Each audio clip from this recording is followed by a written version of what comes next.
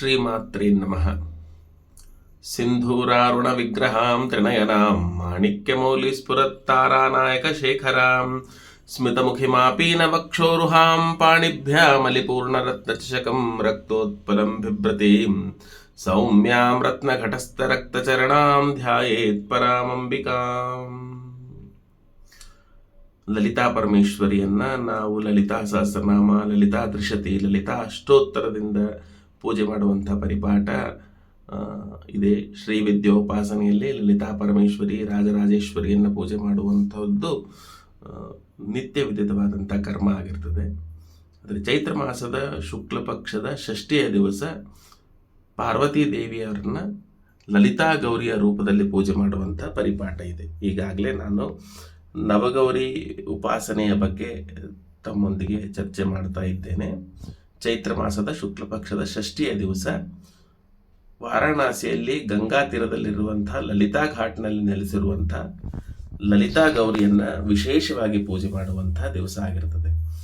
ಲಲಿತಾ ದೇವಿಯ ಉಪಾಸನೆಯ ಫಲ ಏನು ಅನ್ನೋದರ ಬಗ್ಗೆ ಎಲ್ಲರಿಗೂ ಗೊತ್ತಿದ್ದೇ ಇರ್ತದೆ. ಇದರ ಬಗ್ಗೆ ವಿಶೇಷವಾಗಿ ವಿಸ್ತಾರವಾಗಿ ಹೇಳಬೇಕಾದ ಅವಶ್ಯಕತೆ ಇಲ್ಲ.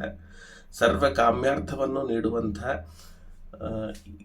ಭಗವತಿಯ ಈ ರೂಪದ ಉಪಾಸನೆಯನ್ನು ನಾವು ಇವತ್ತು ನಮ್ಮ ಮನೆಯಲ್ಲಿರ್ತಕ್ಕಂಥ ಯಾವುದೇ ದೇವಿಯ ಬಿಂಬದಲ್ಲಿ ಸಹ ನಾವು ಆಕೆಯ ಸನ್ನಿಧಾನವನ್ನು ಚಿಂತಿಸಿ ಮಾಡಬಹುದು.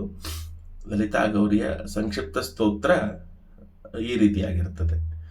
ಲಲಿತಾಂ ಲಲಿತಾಕಾರಾಂ ಲೀಲಾಮಯೀಂ ಪರಾತ್ಪರಾಂ ಭಕ್ತಾನಂದಪ್ರದಾಂ ದೇವಿಂ ಲಲಿತಾ ಗೌರಿಂ ನಮಾಮ್ಯಹಂ.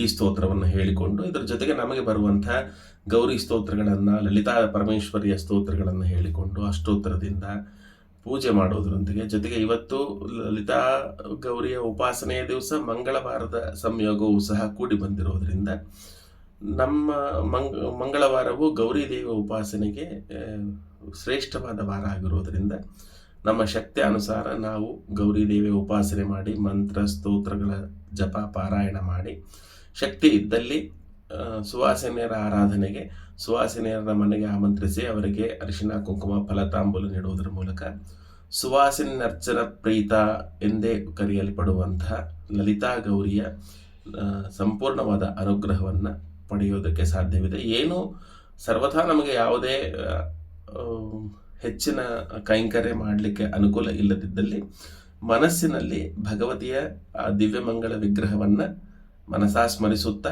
ಆಕೆಯ ಕೃಪೆ ಸದಾ ನಮ್ಮ ಮೇಲೆ ಇರಲಿ ಅಂಥೇಳಿ ಬೇಡುತ್ತಾ ಈ ದಿನ ನಾವು ಲಲಿತಾ ಪರಮೇಶ್ವರಿಯನ್ನು, ಲಲಿತಾ ಗೌರಿಯನ್ನು ಮನಸ್ಸಿನಲ್ಲಿ ಅನವರತ ಆರಾಧಿಸಿ ಆಕೆಯ ಸಂಪೂರ್ಣ ಅನುಗ್ರಹಕ್ಕೆ ಪಾತ್ರರಾಗೋಣ ಅಂತ ಹೇಳ್ತಾ ವಿರಮಿಸ್ತೇನೆ. ಶ್ರೀಮಾತ್ರೇ ನಮಃ.